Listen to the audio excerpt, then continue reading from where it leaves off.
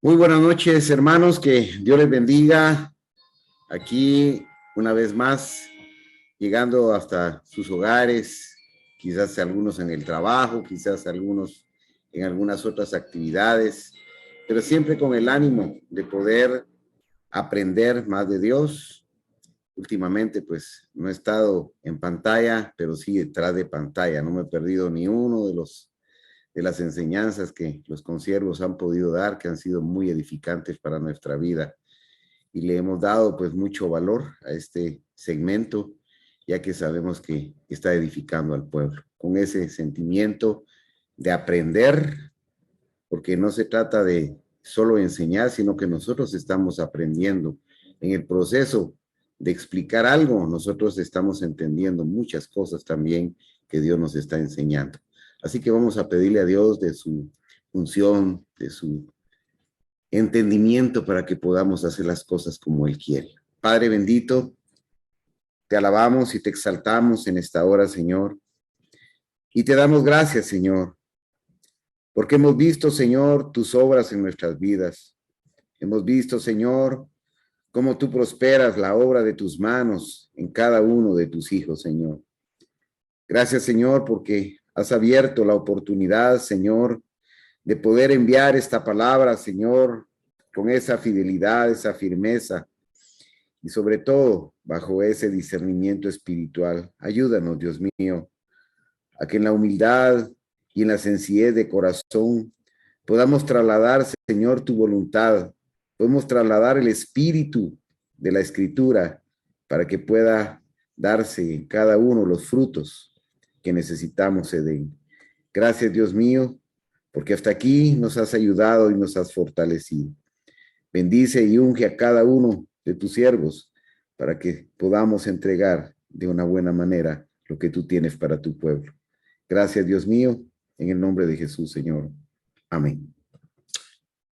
Amén, hermanos, que Dios les bendiga. Dejo el tiempo de inmediato, hermano Edgar Romero, que está ahí con el deseo también de poder compartir algo. Adelante, Edgar.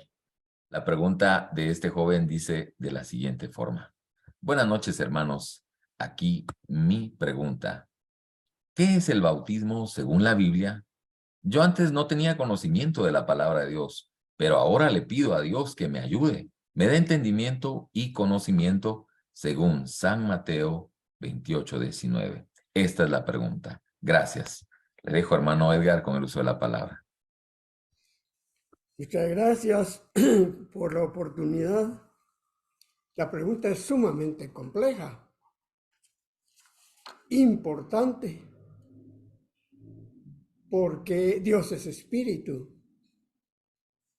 Y si oyeron la alabanza, ahí nos habla hasta que no debemos tener problemas si Dios está con nosotros.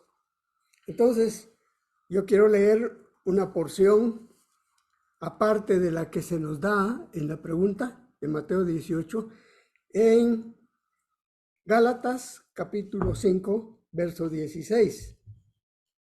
Digo pues, andad en el Espíritu y no satisfagáis los deseos de la carne,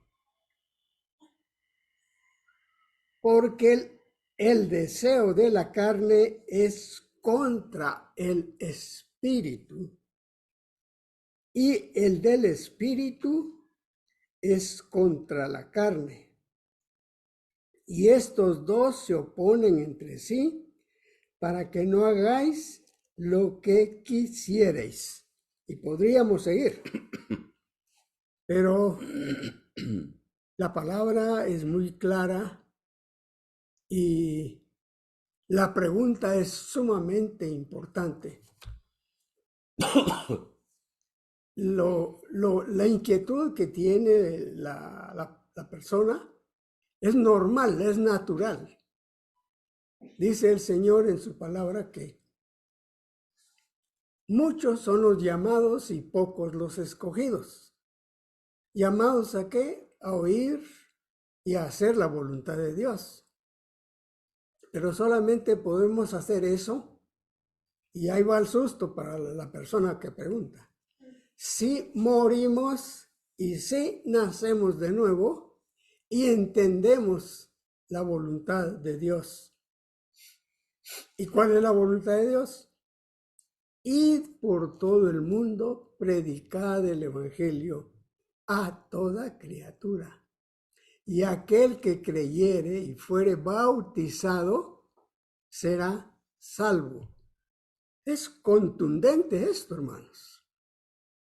Así es que yo celebro la inquietud y espero que podamos ayudar un tanto a la persona que nos pregunta y nos da el pasaje de Mateo 28, 18, que dice: toda potestad me es dada en el cielo y en la tierra. Por tanto, id y haced discípulos a todas las naciones, bautizándolos en el nombre del Padre, del Hijo y del Espíritu Santo, enseñándoles que guarden todas las cosas que os he mandado, y aquí yo estoy con vosotros todos los días hasta el fin del mundo. Amén. Diga amén. Amén. O sea que cuando nosotros llegamos, entendemos, somos bautizados, entonces comenzamos una nueva vida. Y lo hemos confesado. Yo creo que todos los que estamos sirviendo en la iglesia le teníamos pánico, horror y miedo a la muerte. Pero cuando uno ya entiende la palabra, la muerte es parte de la vida. Y gracias a Dios son 40, 50 años. Estamos hablando de la vida terrenal, carnal. Pero Dios nos trajo la enseñanza y nos invita a conocerla. Por eso Él dice: yo soy el camino, yo soy la verdad y la vida. Y nadie viene al Padre sino por mí. Y ahí fue que Él desde los 12 años comienza a darnos cuál es el trato con la familia y nos invita a que le sigamos. Dice: ¿quieres venir en pos de mí? Niégate a ti mismo, toma tu cruz cada día y sígueme. Ese es el evangelio. Esa es la verdad que nos lleva a que amar como Dios nos amó, pero a llevar la cruz como Cristo la llevó e ir hasta el Gólgota. Entonces la muerte es parte de la vida, pero para eso hay que nacer de nuevo. Lean el libro de los Hechos, capítulo 1, verso 7. No os toca a vosotros saber los tiempos y las sazones que el Padre puso en su sola potestad, pero recibiréis el poder cuando haya venido sobre vosotros el Espíritu Santo. Es el regalo de Dios para los que nos llama y nos da ese poder para que nosotros hagamos lo imposible sin la presencia del Espíritu Santo. Entonces, es necesario que nosotros de veras estemos, y en el pasaje de Mateo 28 dice, en Mateo 19 dice: haced discípulos a todas las naciones. Y esto es muy importante. Yo no sé cuántos años tengas, pero si eres, quiero que seas una señorita, ¿no? Ahora debes de pensar con quién te vas a casar y cuántos hijos vas a tener. Pero para eso hay que oír la palabra, hay que morir, hay que ser bautizado para hacer lo que dice aquí: hacer discípulos. O sea, vas a ser la maestra en tu casa. Y después vas a ir a la escuela y ahí vas a dar un testimonio de que temes a Dios y que amas a Dios y que sirves a Dios. Y si vas a la universidad, con mayor razón, porque ahí no conocen a Dios y hablan mal de Dios, no quieren saber nada de Dios, pero los que conocemos a Dios, estamos con la gracia, con la misericordia, diciendo la verdad, y la verdad nos da libertad. Esto es el Evangelio. Voy a leer Hechos 2:36, dice, dijeron a Pedro, ¿qué haremos? Pedro les dijo, arrepentíos y bautícese cada uno de vosotros en el nombre de Jesucristo para perdón de pecados y recibiréis el don del Espíritu Santo.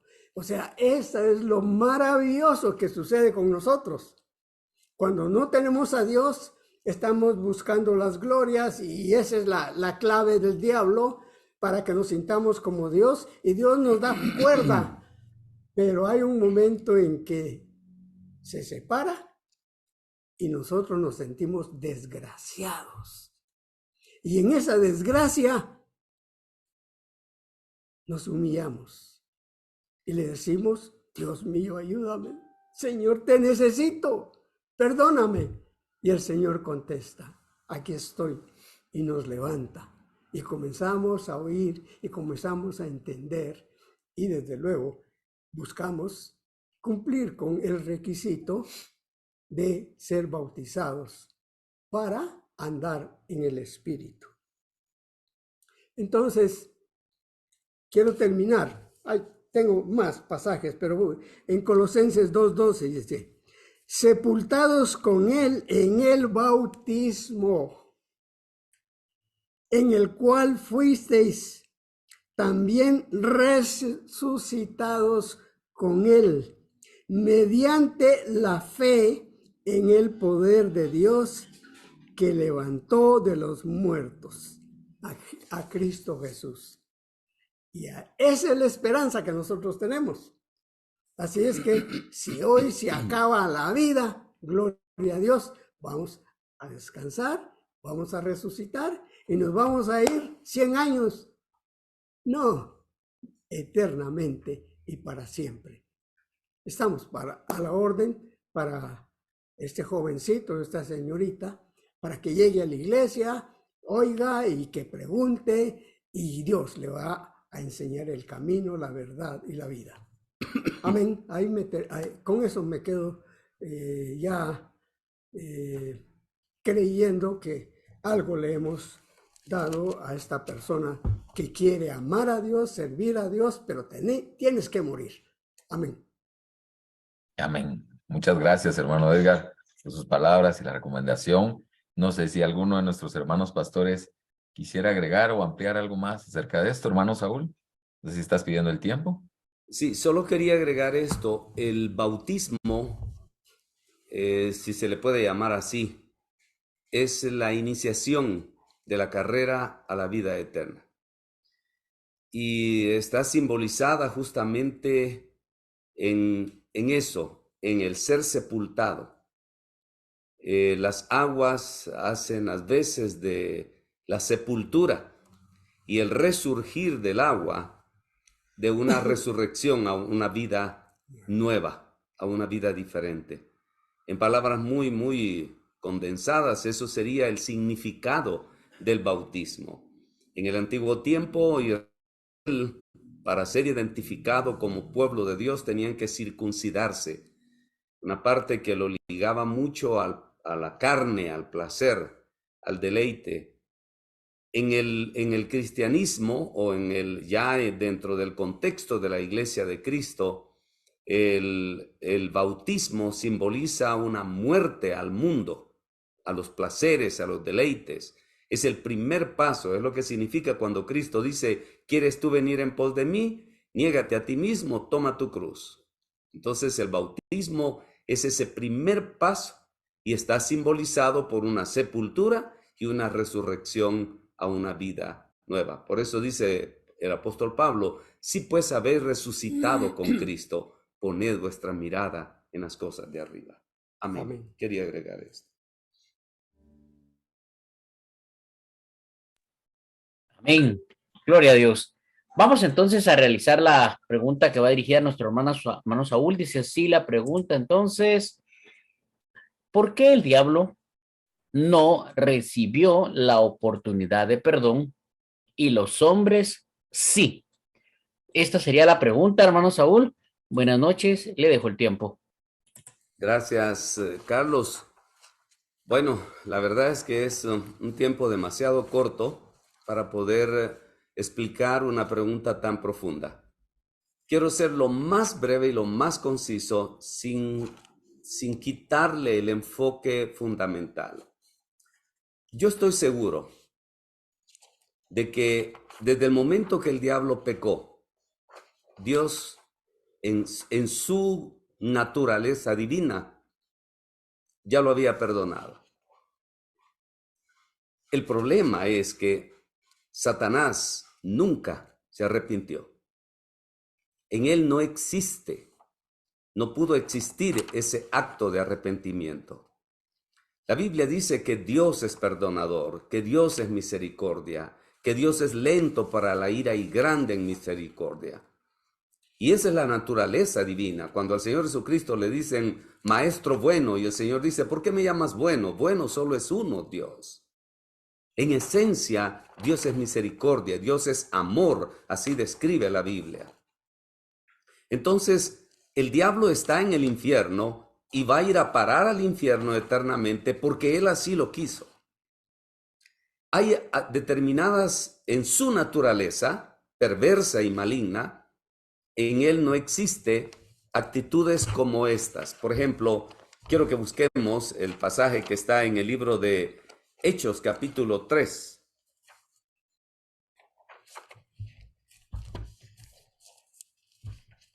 Hechos, capítulo 3.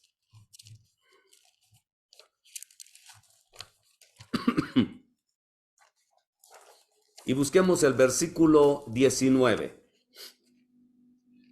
Y dice así, óigame bien, así que arrepentíos y convertíos para que sean borrados vuestros pecados, para que vengan de la presencia del Señor tiempos de refrigerio. Y Él envía a Jesucristo que os fue antes anunciado. Esas dos actitudes, arrepentimiento y conversión, son dos actitudes que no entran dentro de la naturaleza perversa de Satanás.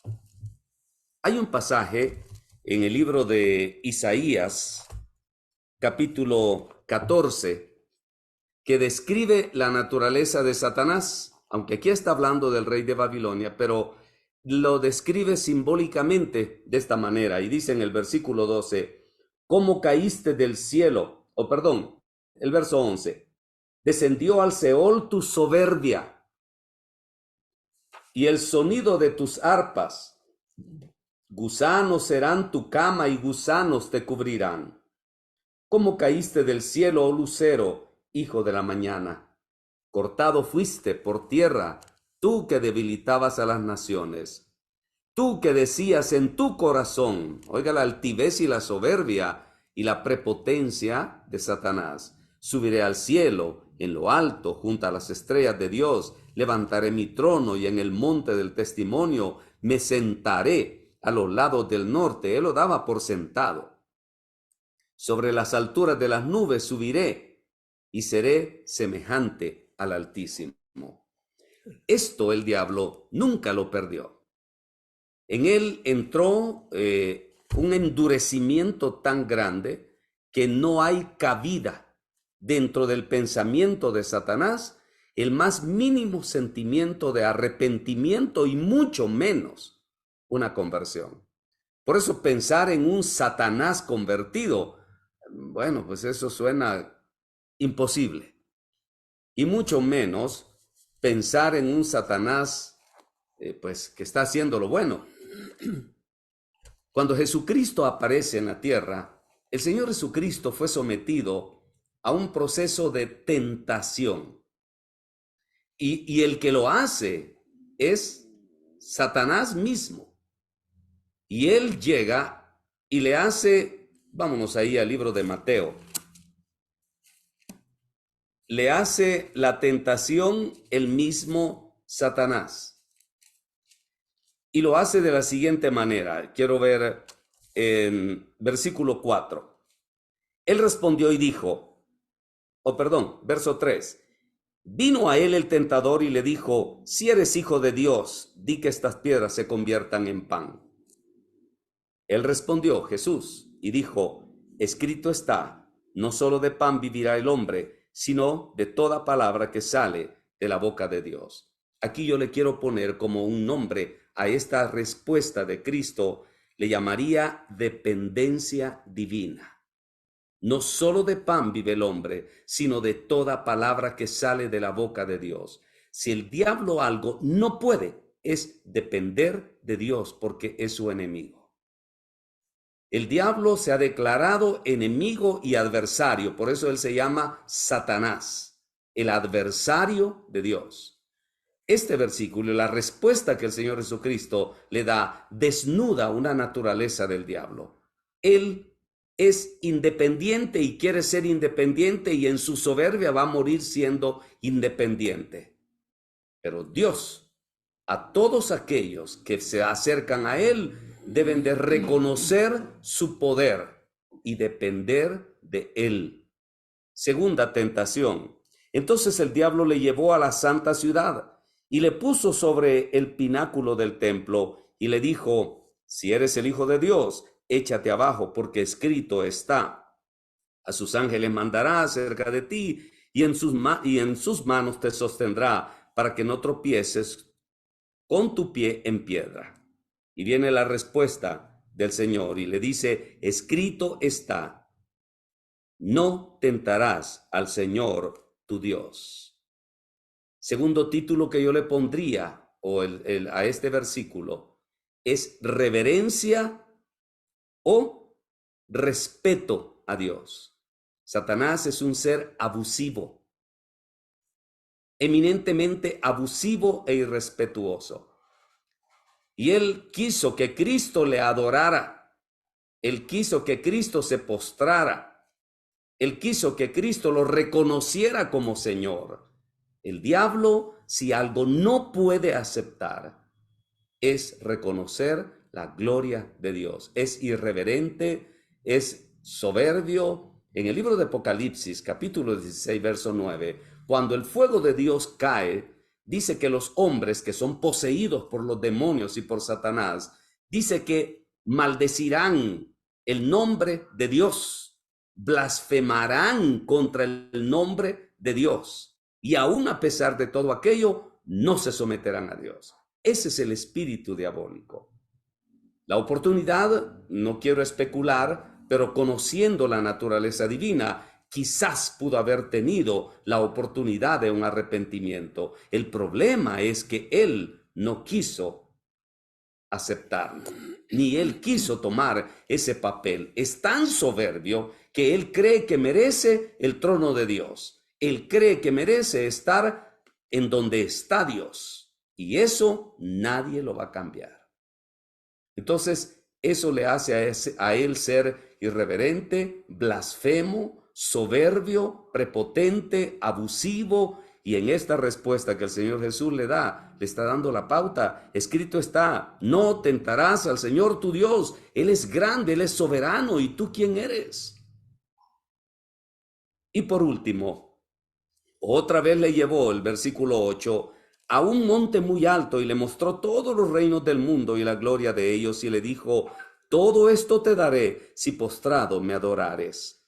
Entonces Jesús le dijo, vete Satanás, porque escrito está, al Señor tu Dios adorarás y a Él solo servirás.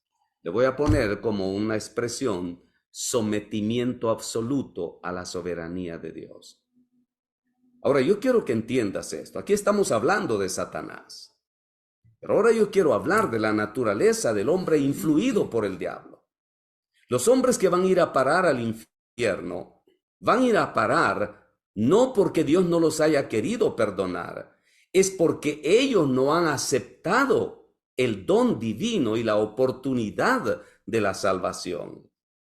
El diablo quizás tuvo su oportunidad, pero él la rechazó. Como millones y millones y millones de seres humanos prefieren ir al infierno antes que someterse a la soberanía, al arrepentimiento, a la conversión, al reconocimiento de la gloria de Dios en sus vidas, y ellos prefieren tomar una actitud abusiva, soberbia, irrespetuosa, como quien dice, pues no. Incluso de ahí surge el ateísmo, aquella actitud atea de rechazar que existe un Dios que salva, que sana, que libera, un Dios que perdona. Podría decir mucho más, me quedé sumamente corto, pero quiero dar estos aspectos básicos sobre el por qué, aparentemente, Dios no perdonó al diablo. Definitivamente, el diablo está donde está, porque él así lo quiso. Amén. Abro el espacio a mis consiervos. Bien, muchas gracias, hermano Saúl. Ahí ya está levantando hermano Edwin la mano y luego le dejo el tiempo a hermano Mario. Adelante, hermano Edwin. Gracias, Carlos. Pues es interesante esta pregunta profunda y da mucho lugar a especular. Sin embargo, hay principios en la escritura que son fundamentales y dice la palabra que al que más le es dado, más se le demanda. Creo que uno de los problemas más serios de Satanás es la cercanía que tuvo de Dios, ¿verdad? Quizás estuvo en el momento de la misma creación del universo, de muchas cosas. Él fue un ser creado y vio la gloria de Dios tan cerca. Es cómo negar la gloria de un Dios que estaba creando. Y esto nos lleva a precisamente la soberbia. Él se sintió igual que Dios. Ese es el origen de la soberbia. Hablar entonces de origen viene de un término, ahí gen, origen es el inicio de algo, el gen es el inicio de algo, de un género. Esto está hablando que él es el origen de la maldad, él es el origen de la soberbia, es la esencia. Entonces la esencia lo que hace es contaminar, porque de ella mana todo aquello. Entonces no puede cambiar porque es su naturaleza, de ninguna manera. Entonces hay dos cuestiones fundamentales que veo yo en esto, agregando a lo que decía Saúl, y es precisamente la cercanía con Dios y la esencia del diablo, la esencia del maligno, que esa esencia es la maldad y la soberbia. Entonces la esencia no puede cambiar, la esencia es una naturaleza y por tanto no puede cambiar. A diferencia, y Satanás no fue instruido por nadie para la maldad, en él se originó la maldad. Sin embargo, en el hombre existe una diferencia. El hombre fue inducido por Satanás al pecado, al engaño, y el hombre cayó por un engaño. Dios tiene misericordia porque ve a un ser engañado, ve a un ser que en su incapacidad no pudo soportar el semejante poder de Satanás. No quiero ampliar más, pero quería enfatizar en esos tres puntitos que creo que son de alguna manera complementarios. Gracias, únicamente. Gracias, hermano Edwin. Adelante, hermano Mario. Lo que quería yo resaltar son dos cosas importantes de esta pregunta. Uno, Satanás ya no tiene oportunidad de perdón. Como quien dice, el caso de Satanás es un caso concluido. Ya no tiene oportunidad. Solo únicamente le espera la condenación eterna. Eso es todo lo que espera. Después de que concluya un trabajo que está realizando hoy, y es precisamente hacer que los hombres no se arrepientan. Me llama la atención como dice aquí en el libro de Apocalipsis 9, versículo 20, dice, y los otros hombres que no fueron muertos con estas plagas, ni aún así se arrepintieron de las obras de sus manos, ni dejaron de adorar a los demonios y a las imágenes de oro, de plata, de bronce, de piedras y de madera, las cuales no pueden ver, ni oír, ni andar. Lo que quería resaltar es, qué bendición. Hoy nosotros tenemos la oportunidad de arrepentirnos. Hoy tenemos la oportunidad de alcanzar el perdón de nuestros pecados. O sea, Es nuestra oportunidad, mi querido joven, o no sé quién sea quien haya hecho la pregunta, pero hoy es nuestra oportunidad. El diablo ya no tiene oportunidad, pero nosotros sí. Podemos hoy arrepentirnos de todos nuestros pecados para no ir a la condenación. ¿En qué momento uno deja de arrepentirse? Cuando uno permite que el diablo entre. Los demonios toman posesión de la vida, de la mente, y enseña que no hay necesidad de arrepentirse. Pero Dios tiene la capacidad, la facultad de perdonar cualquier pecado. Hoy es el tiempo, hoy es nuestra oportunidad. Eso es lo que quería agregar. Amén. Continuamos entonces. Hermano Edwin, la pregunta de este joven dice de la siguiente forma. En Marcos dice, capítulo 5, de los versos 1 al 20, habla del endemoniado de Gadareno, el cual Jesús libertó y le dijo que fuera a contar a todos lo que había hecho con él. En Marcos 5, del 21 al 43, habla sobre la hija de Jairo, la cual Jesús resucitó, mas le dijo que no quería que nadie lo supiera. Mis preguntas son, ¿por qué hay milagros que Jesús quería que se conocieran y otros no, como estos dos ejemplos? Y mi otra pregunta es, ¿por qué Jesús no permitió que el gadareno lo siguiera? Te dejo con las inquietudes, hermano Edwin. Gracias, Edgar. Creo que aquí hay dos interrogantes básicas y es que hay dos casos totalmente diferentes. Y quisiera que enfocáramos en la idea de que Dios es sabio y que Dios no va a improvisar y que Dios dice que las obras que nosotros hicimos las escogió desde antes de la fundación del mundo y que todas las obras que nosotros hicimos ya estaban definidas, estaban definidas de parte de Dios. Quiere decir que las obras para el gadareno ya estaban dichas por Dios y las obras para la hija de Jairo ya estaban definidas para ellos. Entonces Dios lo que hace únicamente es trasladar su voluntad de acuerdo a su plan maravilloso que tiene. Y esto es bien hermoso. Las circunstancias del gadareno son totalmente diferentes a las de la hija de Jairo. Si vemos el entorno, si vemos en las circunstancias que se daban en la ciudad en donde vivían estos hombres, esto realmente es bien especial. La ciudad de Gadara habitaban gentiles y habitaban algunos que eran judíos. Pero es interesante ver cómo en la ciudad precisamente vivían muchos de lo que es la tribu de Gad. La tribu de Gad se había apartado quizás de alguna manera de los principios de Dios. Ahí vivían entre gentiles y tenían costumbres de gentiles. Nunca en el pueblo de Israel se ha oído de que unos judíos apacienten cerdos, ¿verdad? O sea, ellos apacientan ovejas, no cerdos. Pero quizás el grado de ambición, de avaricia y las costumbres de los gentiles que estaban allí en Gadara, quizás contaminaron la mente y propiciaron un alejamiento total aún de la cultura judía. Había que sentar un precedente en ese lugar y además de eso, había que levantar un siervo de Dios. En este momento, el gadareno puede ser lo peor, pero Dios tenía un plan para el gadareno y era levantar un siervo, un ministerio en él. Entonces a Jesús no le interesaba realmente que el gadareno lo siguiera, porque ya tenía un trabajo para el gadareno en ese lugar.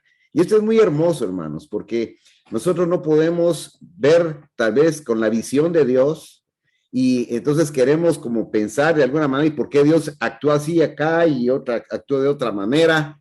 Es tan precioso cuando uno por fe acepta muchas cosas, pero adentrarnos en estas circunstancias, estamos viendo entonces que esta ciudad necesitaba un líder.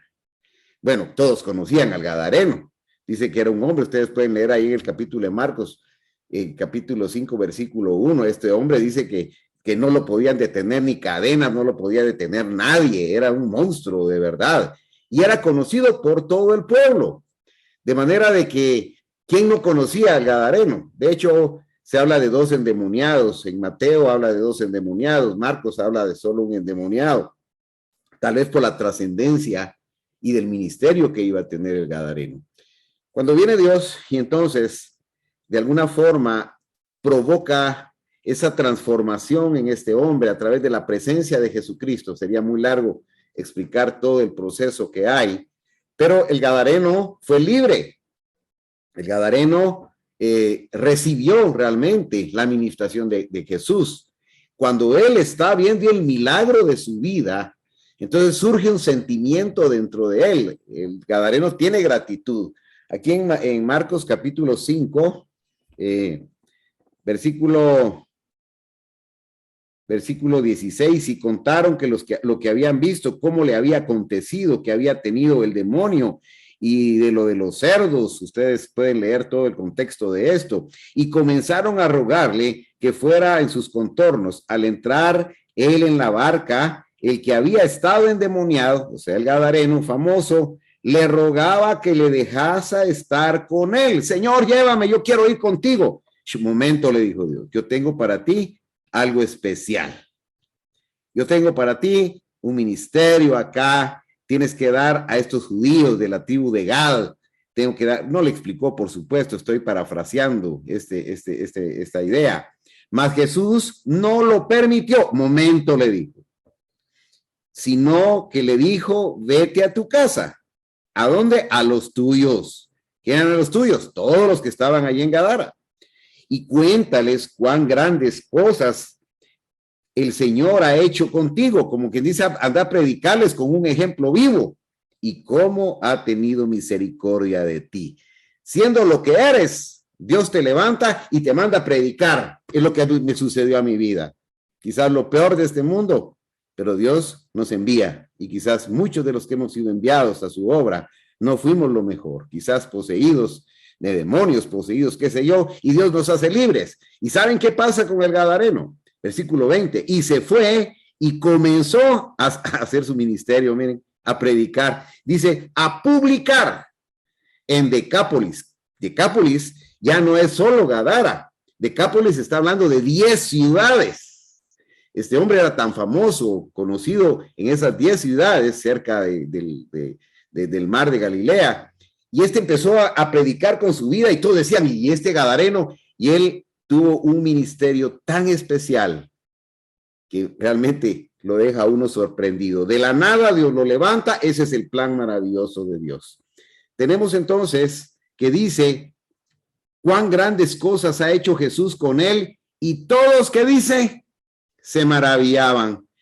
Es que a Jesús ya tenía un plan establecido por Dios. Eran 12 los discípulos. Recuerda el fracaso que se tuvo con Matías.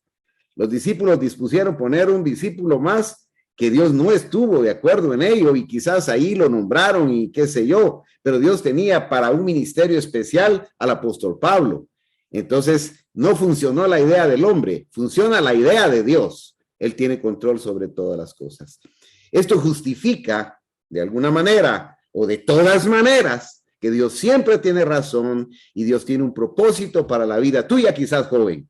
Quizás has estado hundido en drogas, quizás en la miseria, quizás en pecados tremendos, y de ahí Dios te puede levantar, y Dios puede establecer en ti un evangelista, un predicador, y bueno, Dios puede hacer cosas maravillosas. Había un potencial en el gadareno que Dios valoró en ese momento. Y la otra parte de la pregunta, ¿y por qué a la hija de Jairo, cuando era un milagro tremendo también? Porque estamos hablando de aquel gadareno que tenía una legión, que estamos hablando que tenía la legión tiene 3,000 a 6,000 soldados. Quiere decir que tenía de 3,000 a 6,000 demonios, tenía metidos el hombre ahí. Él ya no tenía control de sí mismo, rompía las cadenas. Pero ahora vemos otro caso que sigue ahí, y es la hija de Jairo. La hija de Jairo era una jovencita de 12 años.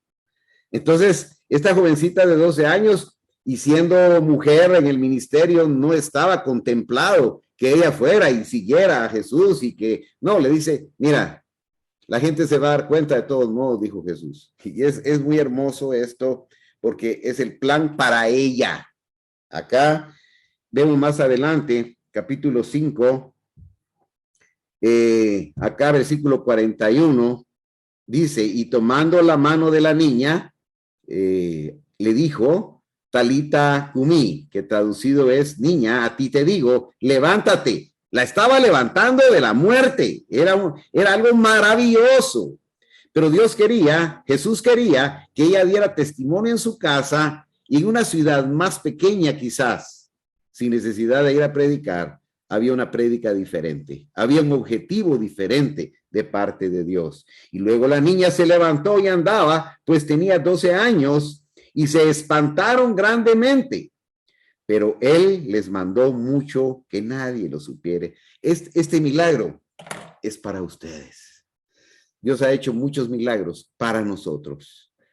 Y Dios tiene preparado para ti un trabajo muy especial. No todos los trabajos son de púlpito, no todos los trabajos son cada uno de nosotros, de acuerdo al don que Dios ha dado en nuestras vidas. Ha repartido esos dones para que podamos ponerlos a los pies de Cristo y poder predicar el evangelio de una u otra manera, como Dios lo ponga en nuestro corazón.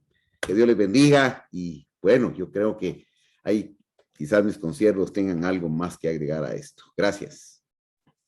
Muchas gracias, hermano Edwin. De inmediato, hermano Edwin, hermano Mario, perdón, está solicitando el tiempo. Bueno, definitivamente, pues es perfecto el plan de Dios. Solo quería resaltar dos cosas importantes en esta pregunta, porque esto es muy bonito. De hecho, que ya lo habló el hermano Edwin, pero quería afirmarlo. Una, hay milagros que se dan, como por ejemplo las sanidades, milagros que se dan, sanaciones divinas, eso se dan. Pero ahí es donde uno puede entender la mente del Señor. Al Señor no le interesa tanto resaltar las sanaciones divinas o los milagros extraordinarios. Aquí es donde existe la gran confusión en nuestro tiempo. La gente anuncia gran campaña de sanidad divina, que no sé qué, pero no, realmente no, al Señor no le interesa tanto eso. Ahora, ¿por qué el Señor sí quería exhibir la vida de un hombre, que un hombre de una condición pésima a una condición transformada? Los milagros que el Señor sí le interesa publicarlos, trasladarlos, que se conozca, es precisamente vidas cambiadas, vidas transformadas, vidas que han salido de la oscuridad a la luz, vidas que han salido del pecado a ser libres. Por eso es de que en esos dos ejemplos es muy bonito. Entonces, el hombre cumplió su función definitivamente, pero quería resaltar estos dos aspectos. Amén. Gloria a Dios, amén. Gracias también, hermano Mario, por complementar ahí. Y hermano Edwin también por la respuesta, ¿verdad? Que está bien completa, entendible, ¿verdad? Y creo que pues con esto continuamos con el segmento. Carlos, de inmediato te dejo el tiempo. Amén. Muchas gracias, hermanos. La verdad es que sí, el tiempo sigue transcurriendo, pero gracias a Dios que estamos aprendiendo mucho. Quisiera me pudieran explicar este pasaje que se encuentra en Mateo 21:42. Jesús les dijo, ¿nunca leísteis en las Escrituras, la piedra que desecharon los edificadores ha venido a ser cabeza del ángulo? El Señor ha hecho esto y es cosa maravillosa a nuestros ojos. Gracias. Esta sería la pregunta, hermano Mario. Buenas noches. Gracias. Bueno, lo vamos a contestar entre todos porque es una pregunta muy profunda, muy grande, pero así para ser bien enfático, el Señor Jesucristo, porque aquí realmente lo que el Señor estaba trasladando precisamente una parábola. Y él lo narró de una forma que hasta, yo diría, hasta los más sencillos lo podían entender. porque narró la condición de Israel, porque esa es la realidad. Narró la condición de Israel, era prácticamente Israel fue el escogido, pueblo escogido de Dios, pero que definitivamente no lograron entregar los frutos que Dios esperaba ver de aquel pueblo. Entonces viene el Señor y hace algo y se lo narra de una forma pero bien comprensible, a tal punto de que aquellas personas sí lo lograron entender, pero viene el Señor y dice, por lo tanto será quitado de ellos el reino de los cielos y será entregado a personas que sí puedan dar frutos. Ahora voy a leer ahí desde el versículo 41. Y le dijeron, a los malos destruirá sin misericordia y arrendará su viña a otros labradores que paguen el fruto a su tiempo. Jesús le dijo, ¿nunca leíste en las escrituras? La piedra que desecharon los edificadores ha venido a ser cabeza del ángulo y el Señor ha hecho esto y es cosa maravillosa a nuestros ojos, porque aquí está la inquietud precisamente del que leyó este pasaje. Me llama la atención esta figura cabeza del ángulo. Es como pensemos en uno puede armar un artesón, pensemos, de madera. Viene uno la forma que quiere darle que puede ser a la casa, tal vez. Uno le va a buscar el ángulo, precisamente el ángulo ideal para lo que uno quiere. Ese ángulo que uno está haciendo, ese corte preciso que uno está haciendo, se llama cabeza del ángulo. Ahí es donde se hace la unión. El Señor Jesucristo trató de trasladarles esto a aquellos grandes líderes, porque Él estaba hablando ahí a los sacerdotes. Dice que nunca leíste en las escrituras. ¿Sabes una cosa?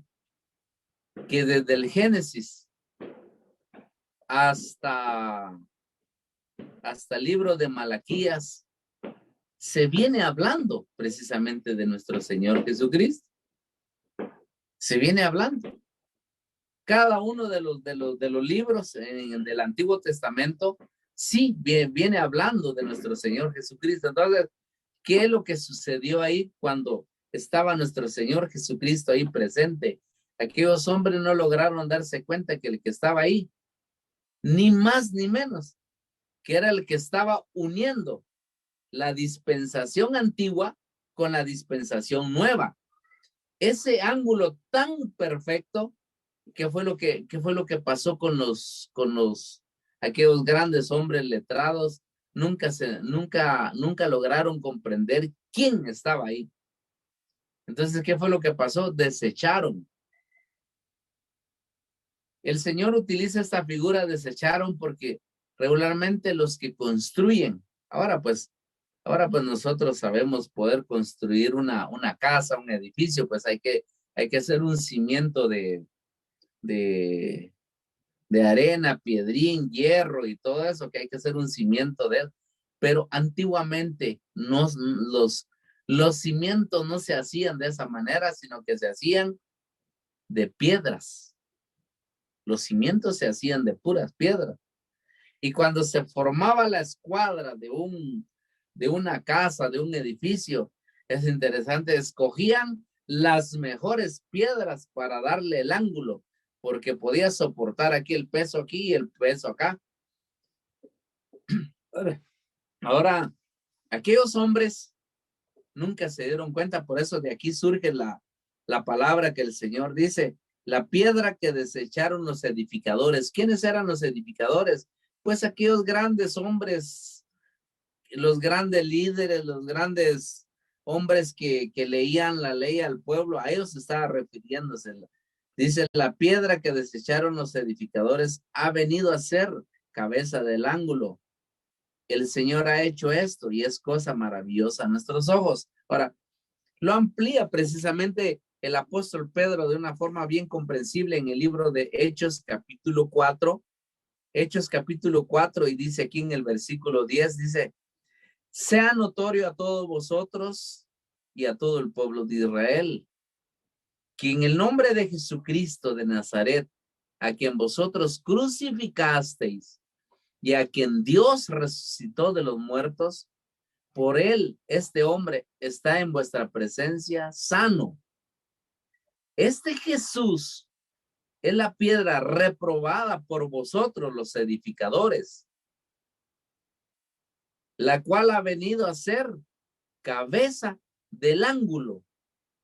Y en ningún otro nombre hay salvación, porque no hay otro nombre bajo el cielo dado a los hombres en quien podamos ser salvos.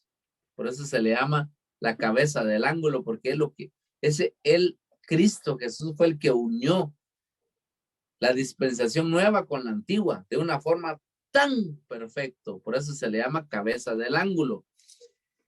Lo dice siempre el apóstol Pedro aquí de otra forma un poquito más comprensible cuando habla de la edificación espiritual. Primera de Pedro capítulo 2 versículo 4 dice: acercándoos a él piedra viva, desechada ciertamente por los hombres, mas para Dios escogida y preciosa.